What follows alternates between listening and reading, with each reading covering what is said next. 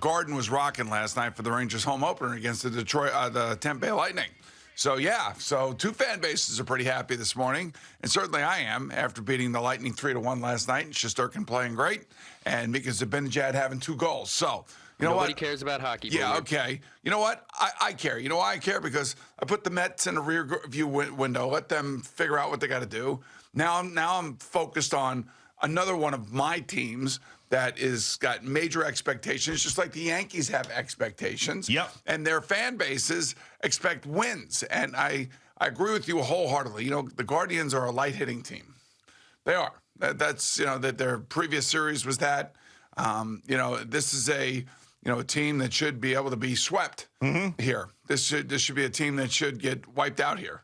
And then the Yankees sit around and wait again. See what happens in the other series and see whether or not they will face the Astros. Yeah, which is what we've been talking about since May, and it does feel like we are on that collision course again. Still games to be played, and the Astros looked bad for a majority of the game yesterday and then came storming back, just like they always do, as they just don't die, the Houston Astros. But after yesterday, you're starting to dream again about that Yankees-Astros ALCS, and there's a lot of talk about Gerrit Cole. We sat here, talked about how Nestor Cortez was better throughout the year, and Gerrit Cole was going to get that Game 1 start because of the money that he makes and his name and everything else. He went out and delivered. Now, say what you want about the lineup and the Guardians and the payroll that they have, whatever. They still made it to this point. They still won their division. They still have very good players. And Gerrit Cole gave up his requisite home run that he always does. But outside of that, he was great. He was everything that you paid him for, he was last night. And there's going to be other important starts for him this postseason. But you love to see him like this version of himself to kick off the postseason. Because when he looks like that, the Yankees feel like a championship team. Him being your number one ace horse and looking like he did last night makes them feel like a World Series championship team. Well, undisciplined hitters will make them look that good. I mean, they'll swing at a ton of pitches outside of the strike zone, and I felt like they did that last night. But I know this, that, this is all leading up to the big games. You could feel it, and they got to get through Cleveland first. And this isn't the Cleveland Indians that they had trouble with when Corey Kluber was there. Sure. That was a totally different situation, totally different team. The one thing I will say about the Guardians, they play in not the greatest of divisions, but man, you got to give them credit. They know when to move on from guys and how to replace guys and continue to still win and make it to the playoffs. So I want to give them credit for that. But they're a light-hitting team, and this is the way it should be. That's the way it should have looked last night. And I also would say that I'm watching the San Diego Padres get wiped out by the Dodgers, and the Phillies hold on to beat the Braves. Yep, that's right. Which makes it even sting more. That's why I'm focusing more on the hockey now than I was on the baseball. Well, it's all about the Yankees right now. I mean, forget about these other series. I'm not even paying attention to the National League at this point. It just makes me sick. So it's all about the Yankees and them doing what they need to do this year. And for a majority of the season, they were the best team in baseball. They had a miserable August, but they were the best team in baseball. They had a lot of injuries. They have gotten a little bit healthier, mostly healthy. DJ LeMahieu's a guy who's not around, but everybody else is coming back, except for Aroldis Chapman, of course. We know that situation. Rizzo being back and contributing like he did last night with the 2-run homer. I mean, if you look, when Rizzo is around, healthy and producing, who the Yankees are and what their record is as opposed to him being out or in a slump. Yeah. I mean, other than Aaron Judge, you point to Anthony Rizzo as a guy who really gets this team moving in the right direction. So, it was everything you wanted to see last night, and this team is, listen, they are capable of it. And the Astros have been a thorn in their side, and I think that's what we're going to get again in the ALCS. But the Yankees don't lose to teams like this. They don't lose to the Twins. They don't lose to the Guardians. They don't lose to teams like this. So I expect them to wrap this thing up. I do believe that they will move on, and this was a great start. I just wish they were playing tonight. I don't understand the schedule at all. This is baseball. And the Yankees had, 5 days off prior to this? Yes. And why are you not playing in back-to-back games? I would think to give the Cleveland Guardians a chance to have a day of rest. Yeah, but they wrapped their series up in 2. Yeah, I don't know. So they had 2 days off prior to that. Yeah, and they're going to run into some weather on Thursday. Exactly. So then you might end up having 2 days off between the games and then having to travel and then going back to back that way. So it's silly. It doesn't make any sense. I will say, who's living a dream right now is Harrison Bader. Yeah. He is living a dream, my man. Local kid, center field, Yankee Stadium, home run. Hits the home run. Comes off of the injury. When they made the trade, everybody's like, what the hell was this all about? Right. And now he turned up and he showed up in game one, and he's going to be the guy manning center field. It's got to be pretty cool for him. Yeah, and he was asked this question last night, and of course, nobody really thinks that he's going to be a huge contributor offensively, but he was last night with the home run. It's really about the defense. It's really about him maybe getting on base, stealing a base, all of that stuff. But he was asked last night about the pressure that was on him and how he felt when he couldn't play because of his injury and Jordan Montgomery getting off to the start that he did with the Cardinals. And he said, yeah, that's a great question, because that's exactly how I felt, that I wanted to get back out there. But I had to tell myself, you're not ready to play. And if I had forced myself to come back earlier just because of that pressure, because of this contract and me being a local kid and all that stuff, that I wouldn't have been the player that I needed to be. So I had to make sure that I took my time, got back healthy, and contributed in the way that he did. So, I mean, he just seems like he's great. He fits right in. Guys like that are just so invaluable when it comes to the postseason. Great defense, great energy, speed, those things really, really translate into the postseason. Him being a local guy is also a great story. Just it's a awesome. great story. And then you got Cortez going now in game 2. Yep. So let's see if he follows up his great season with a great outing here in the playoffs. When you and I left on Monday, we took off yesterday because, according to the boys, we went to a spa or something. I'm not really sure. Somebody was saying how Al and Jerry thought we were at a spa. Yes. While we're out there raising money for children. Charities.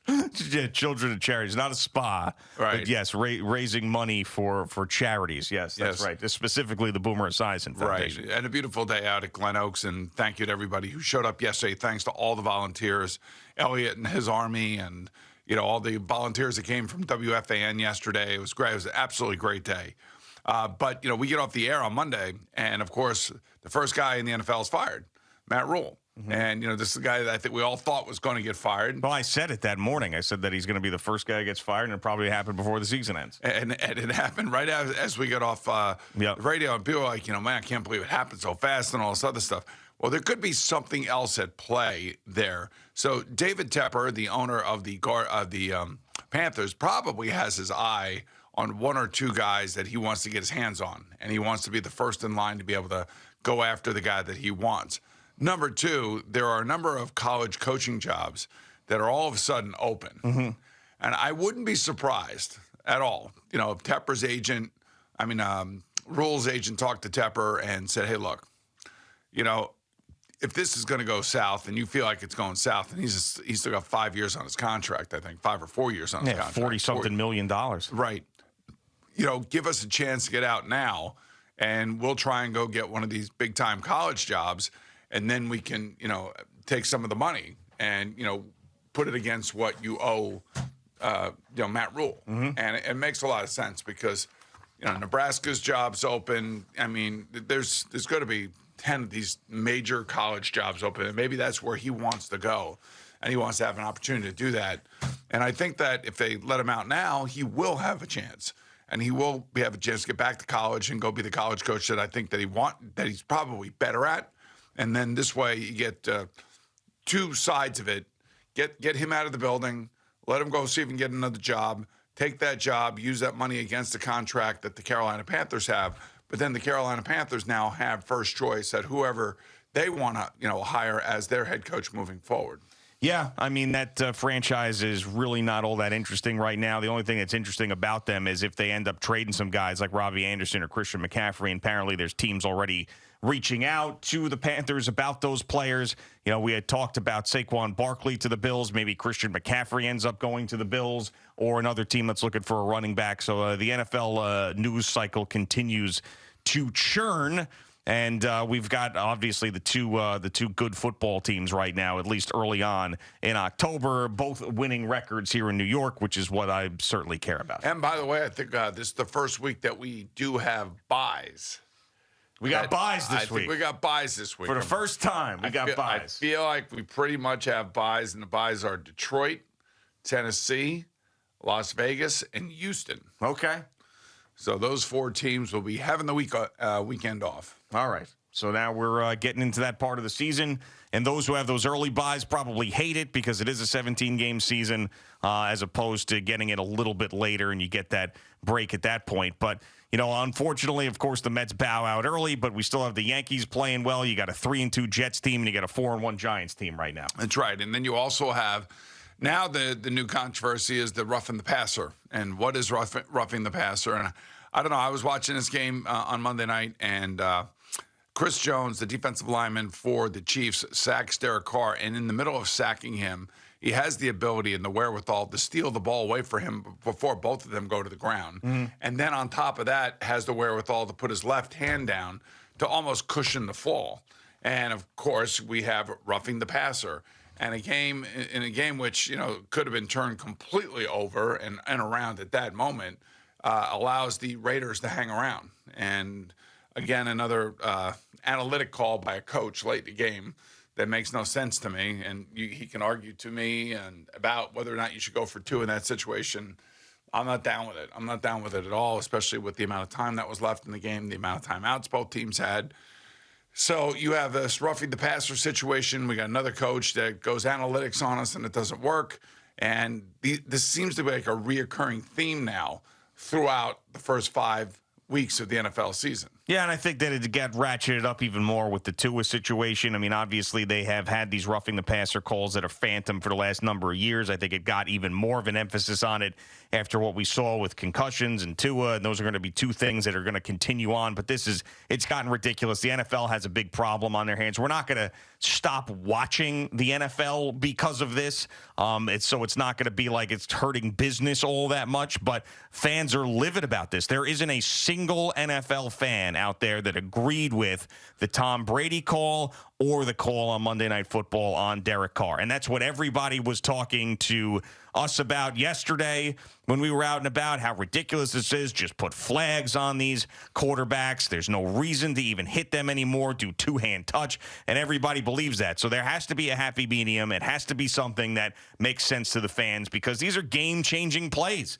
These could be eventually season-changing plays. Yeah, the biggest problem is the inconsistency of it. So the play that Tua Tagovailoa got hurt on in the Bengal game, that Thursday night game, was the same tackle that Grady Jarrett laid on Tom Brady. Tua Tagovailoa got hurt. There was no penalty flag. Tom Brady doesn't get hurt, and there is a penalty flag. And they look very, very similar. And you're wondering what the head referee or the official in this case is thinking about. And I know they want to protect the quarterbacks. They also said at the beginning of the year, if you remember, there are a lot of these roughing the quarterback calls last year and in previous years where they got just grazed up around the head area, where their face mask got hit or the back of their helmet got hit, and they were getting flags thrown. And they were saying, we're going to try to stay away from those flags. That's going to be contact. That's not going to be deemed roughing or an illegal hit if it's accidental and it's not really significant. And that's, again, on the field. The referee has got to make that decision in real time. And sometimes they're throwing the flags and sometimes they're not. So there's a big inconsistency with how this thing is being administered. That I think is the most frustrating part of it all for us fans. And then to watch Chris Jones make it, what I think is one of the most athletic plays I've ever seen a defensive lineman make, and have the ability to try to kind of cushion a fall with his left hand while he's taking the ball away with his right hand, was amazing. And then, of course, you knew a flag was coming. Right. Thank you for watching. Please like, comment, and subscribe. And don't forget to hit the red bell so you're notified when we have new content.